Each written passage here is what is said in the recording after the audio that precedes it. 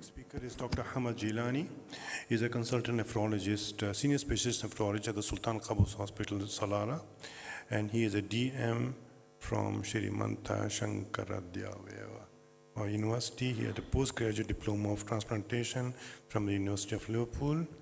His topic today is kidney disease associated with obesity. Thank you, sir.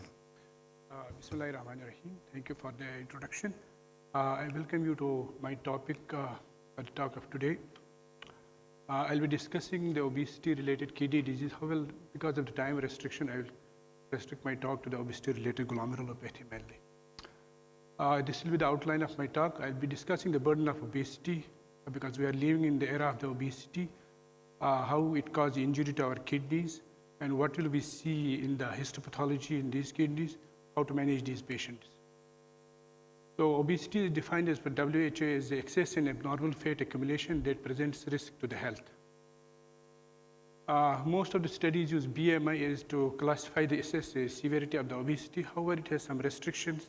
It does not give the estimate of the excess adipose tissue in the body. So with the BMI, we should also assess the waist-hip circumference or the waist ratio to assess whether it is a central obesity or the peripheral obesity, because the central obesity is mostly related to the cardiometabolic and reverse kidney outcome. And many studies have suggested that cutoff of BMI should be decreased in the Asian population from 25 to 23 in case of overweight, and to decrease the cutoff from 30 to 25 for those obesity, because they have seen that that a lower BMI, the Asian population have same cardiovascular risk factors and the CKD related risk factors as compared to the European population. From this map, we can assess that we are living in the epidemics of the obesity. As we can see, the very limited area in the map is left with the green, which shows the prevalence of obesity less than 10%, and the rest of the area is either orange, red, or brown, with the obesity of 20%, 30%, more than 30%. At present, we are having 600 million cases of obesity, and it is estimated by 2030 there will be 2 million people living in obesity. When it comes to this region, Middle East, we are not lagging behind. The most of the prevalence rates around 30%, and Oman has around 27%. The highest being in the Saudi Arabia, followed by the Kuwait and Turkey. This has been estimated using the BMI cutoff 30. But as previously I mentioned, if we decrease the cutoff to 27, the numbers are surely to go higher. We all know why do we get obese. There are multiple factors like psychological factors, sedentary lifestyle, availability of high energy dense foods, genetic factors play the role, and there is alteration of gut microbiota, epigenetics, and hormonal factors. All these lead to the obesity, which are the conundrum of two important factors, hypertension, atherosclerosis, and diabetes, which are the two leading causes of chronic kidney disease we have it now. This slide is very important. I would like to extend that how obesity leads to diabetes mellitus, the term commonly used as diabesity. We can see the obesity there is increased.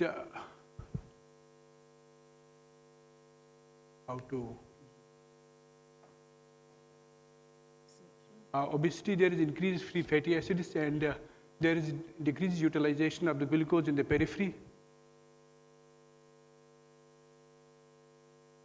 I can't go on this.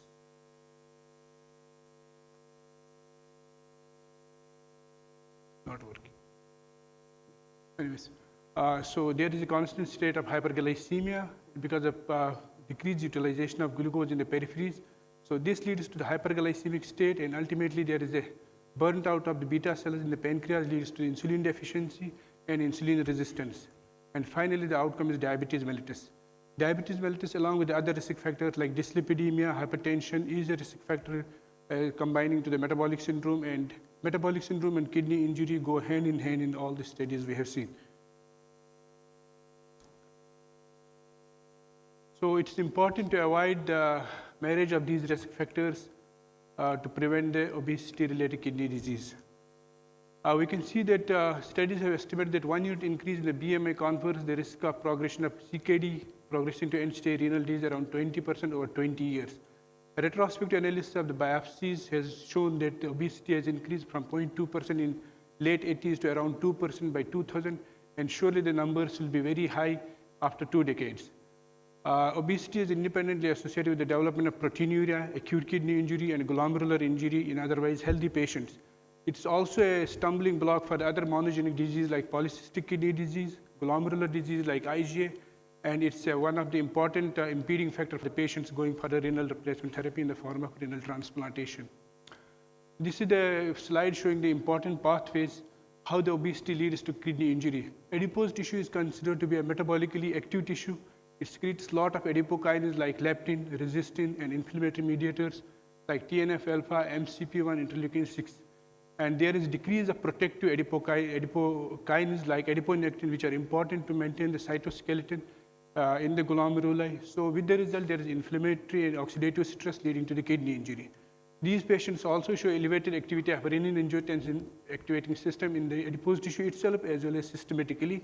So they have increased absorption of, basically I can't focus on the slide, better to show.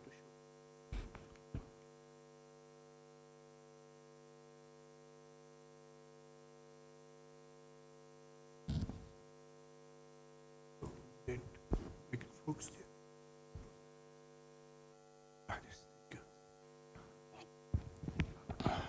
So they have elevated activity of renin-angiotensin system, which leads to increased absorption of tubular sodium, volume hypertension, and ultimately glomerular hypertension and albuminuria.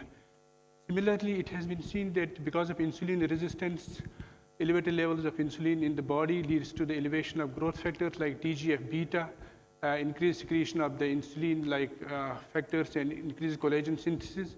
With the result, they destroy the podocytes, because podocytes have been shown to have insulin receptors like GLUT4 and other receptors. There are important mechanisms also which play a part in the obesity-related kidney injury, that is gastrorenal axis is modulated. There is a role of gut microbiota and the compression of renal architecture by the adipose tissue itself. So if we see the role of gastrorenal axis modulation, basically when there is dietary sodium is taken, it leads to stimulation of gastric cells, where there is a release of gastrin and dopamine, which is taken up by the systemic circulation, reaches through the amino acid transporter in the proximal tubules, and it blocks the sodium absorption. So in a way, it leads to natriuresis. However, this axis is altered in the patients having obesity, and this can be the one factor leading to the volume hypertension and glomerular hypertension and barotrauma in these patients. Another important factor is that we humans live in symbiotic relation with around 100 trillion microorganisms in our body. So there is a dysbiosis in these patients. This symbiotic relation is important in maintaining the barrier integrity and inflammation, decreasing the inflammation at gut level and systemic level. I will not go into details of this slide because it will be too complex to explain. You want me to explain? Okay. So this ultimately leads to the increased inflammation via dendritic cells by stimulating the T helper cells. TNF activity is increased, interleukin 70 is increased, and B cells are stimulated to secrete more of the immunoglobulins. So all these factors lead to the oxidative and inflammatory injury to the kidney as well as other systems in the body. There are studies which have shown that the actual deposition of fat in the renal and pararenal sinus in the kidney leads to a compression of vasculature and increased RAS activity and cause renal hypoxia, and which can be one factor also in these patients which is leading to the kidney injury. So to summarize the previous slide is the obesity, there is an adipokine dysregulation, there is hypertension, increased RAS activity, leads to increased renal plasma flow, glomerular hypertension and tubular reabsorption. Ultimately, if the injury continues, it leads to compensatory hypertrophy of the glomeruli, tubular hypertrophy, arteriolar dilatation, and finally leading to the glomerular sclerosis, hyaline arteriosclerosis, and interstitial fibrosis, which ultimately leads to end-stage renal disease in these patients. We can see in the sketch, we can compare the normal glomeruli on the left side.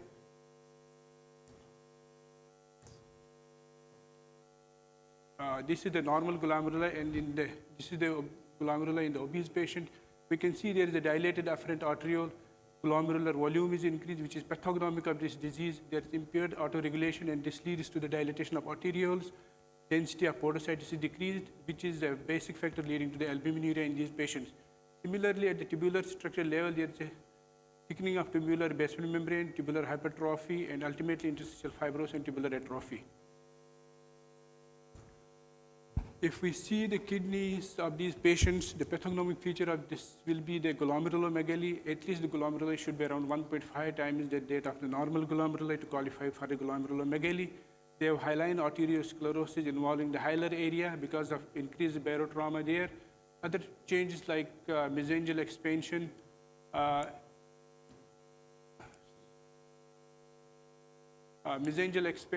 arteriolar dilatation, then hilar sclerosis, FSG changes will be seen. They can be either isolatedly present or they can be with the diabetic change in these patients, because diabetes is the leading cause of the glomerular disease in these patients also. So finally, it will lead to the end-stage renal disease, and the picture will be the obsolescence of the glomeruli with cobblestone appearance of the glomeruli. Under electron microscope, there we can see the GBM will be thickened. There will be effacement of the podocytes. Mesangial expansion we can see in some glomeruli, and we can actually see the fat droplets in the podocytes, mesangial cells, tubular epithelium, and in the tubular lumen itself. So histopathologically, how can we differentiate from the primary FSGS? Basically, clinically, the patient will be having the obesity, while his primary FSGS mostly present in the childhood and young adults. It is obesity-related. Glomerulopathy will be insidious in onset, slowly progressive as compared to the primary FSGS. Proteinuria usually in 70 to 80% of the patients will be subnephrotic range in the obesity-related glomerulopathy as compared to the primary FSGS. And only 5% of patients can have massive nephrotic syndrome presentation itself. The pathognomic feature of the glomerulomegaly should be present in 100% of the glomes in case of obesity-related, while it is seen only in 10 to 20% of the patients in primary FSGS. And the change will be mostly restricted around the hilar area as compared to the other areas in the primary FSGS, like we have tip variants, we have mixed variants, or non-specified type of FSGS picture in the primary FSGS. So coming to the management of these patients, it's important to have multidisciplinary approach. We have to assess the risks. What are the contributing factors? We have to mitigate them. We have to do the lifestyle modification with the diet and exercise. Patients who deserve pharmacotherapy and surgery should be judiciously referred for those therapies also.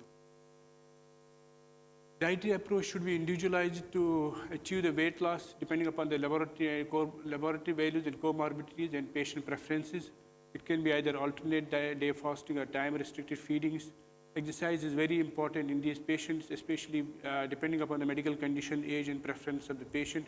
We should encourage the exercise like moderate intensity exercise, at least 20 to 30 minutes a day for 5 to 7 days. Behavioral modification are the cornerstone to achieve the long-term results in these patients.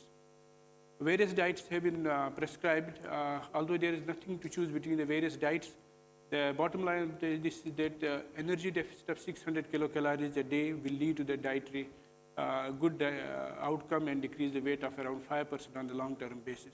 Various diets which have been suggested in studies are low carbohydrate diet to restrict the carbohydrate to around 50 to 60 grams a day, very low calorie diet like total calorie intake of less than 800, low calorie diet 800 to 1600 kilocalories a day, or restricting the fat diet to less than 10% or 30% depending upon the patient's condition. This study gives us the idea about the dietary intervention in these patients, mostly done in the diabetes with a BMI of 36. Around 5,000 patients were taken. They were divided into two groups. One group was given with the intensive lifestyle intervention by restricting the calorie intake to around 1,200 kilocalories a day, restricting the fat to less than 30%, and giving this exercise of around 170 minutes per week. They were compared with the other group who was given only supportive education.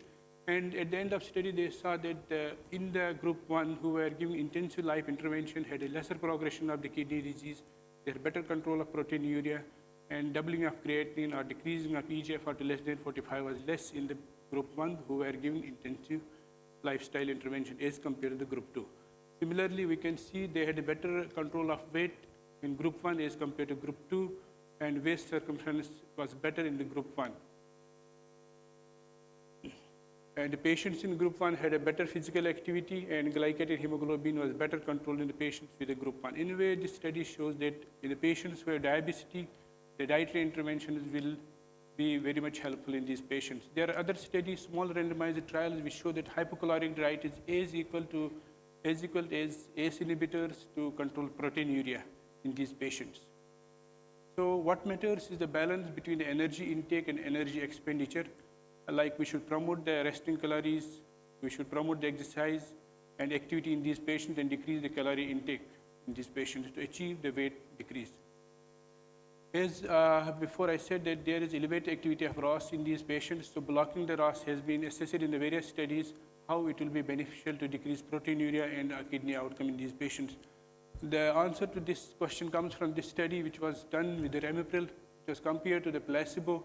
Around 300 patients were taken who were 31% were obese, overweight and 14% were obese. They were assessed for the renal events. Across all strata, it was shown that ramipril was better in preventing the progression of kidney disease to end-stage renal disease, decreasing the proteinuria, doubling up the creatinine as compared to the placebo across all BMIs. And the benefit was more in the patients who had elevated BMI, that's BMI of more than 30, as compared to those who had a BMI of 25 to 30 than the normal BMI. Similarly, there was better control of systolic blood pressure as well as diastolic blood pressure in the patients who were given ramipril, and proteinuria was decreased across all the groups, but it decreased far more better in the patients who were obese. So in a way, this shows that the ramipril is beneficial in these patients, indirectly proving that these patients have elevated RAS activity in them.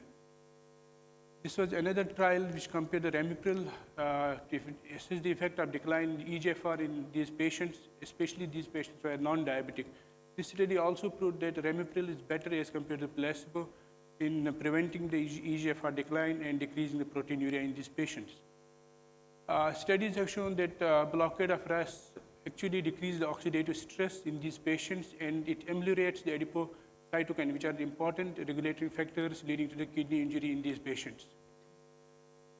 This is the slide showing the role of GIP and GLP-1. These are two incretins basically before going to the role of these drugs. I'll just like to highlight the physiology of these drugs. These are two incretins. They are released from the K and L cells from the gut epithelium. They have systemic manifestations like they have CNS protective role. They provide this, they promote the satiety in these patients. They decrease the gastric emptying and slow the gastric absorption of lipids. They promote insulin sensitivity. And directly and indirectly on the kidneys, they have beneficial effect. They promote the natriuresis. They decrease the glomerulosclerosis. They inhibit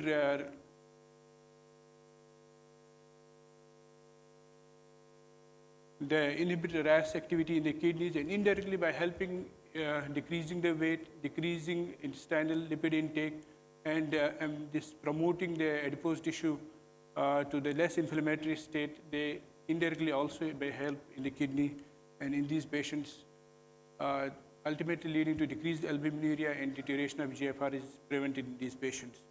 So this study showed that liraglutide was beneficial as compared to the placebo in the weight management in the patients who were obese and who actually were not diabetic at the time of screening. They had a pre-diabetes. It was seen that the patients at the end of 56 weeks had a better control of glycemia, had a better control of weight, both in normal glycemic group and pre-diabetic group as compared to the placebo. They had a better management of weight. We can see 15%, 10%, and 5% weight reduction was better in the placebo, in the liraglutide group than the placebo. Similarly, they had better control of glycemia across all the groups, and the patients, at the end of 56 weeks, the patients who were given liraglutide had a less diabetes than compared to the placebo.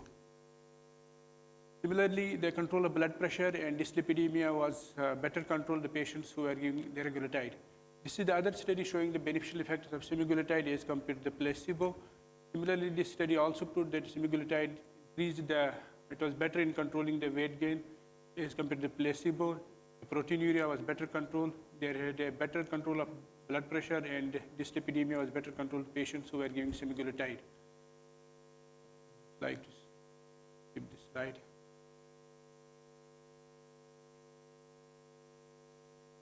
This is a recent molecule which has a dual action of GIP-1 and GLP agonist. This was tested in the randomized controlled trial as compared to the placebo. It showed that teriparatide was better in controlling the hypertension and dyslipidemia in the patients as compared to the placebo across all BMI strata.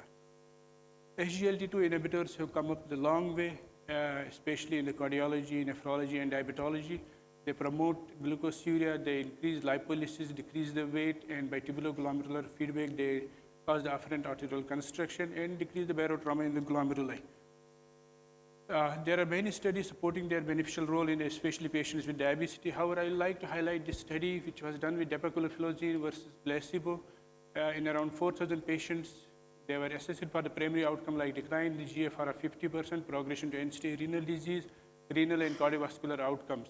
We can see that the baseline BMI in both groups was around 29, and around 52% of patients were non-diabetic. So in a way, it was proved that it is beneficial not only in the diabetic patients, but in the non-diabetic patients also.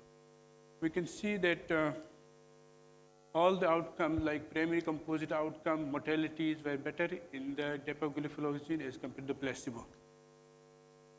I'd like to skip this slide because of time. There are other small studies which show the SGLT2 inhibitors, either in combination or alone, are better in managing the weight, improving the dyslipidemia, controlling blood pressure in these patients. So who are the patients who should be referred to the surgeon? Basically, two most important procedures like vertical sleeve gastrectomy, Roux and Y gastric bypass procedures are done in these patients to optimize the weight gain and other cardiometabolic factors in these patients. The patients who had a BMI of 40 and high are those who had a BMI of 35 and having the serious health-related problem because of the obesity or should be referred judiciously to these patients, to the surgeon. This was a 7-year follow-up of around 6,000 patients who were subject to the surgery. They saw that there was 58% related reduction of the overall mortality, 60% reduction of cardiovascular deaths. Weight loss was around 25%. They had better control of diabetes. Similarly, the antihypertensive need was less in the patients who were giving the surgery. So just I would like to summarize. So to summarize my talk, that these patients should be periodically assessed with all the anthropometric measures. They should be counseled. Dietary intervention should be initiated in all the patients. They should be frequently assessed for the weight loss, and accordingly, counseling should be intensified. Those patients who require the intensive therapies like ACRBs, SGLT2 inhibitors, or GLP-1 agonists should be prescribed, and we should not restrain by referring the patients to the surgery if they are indicated.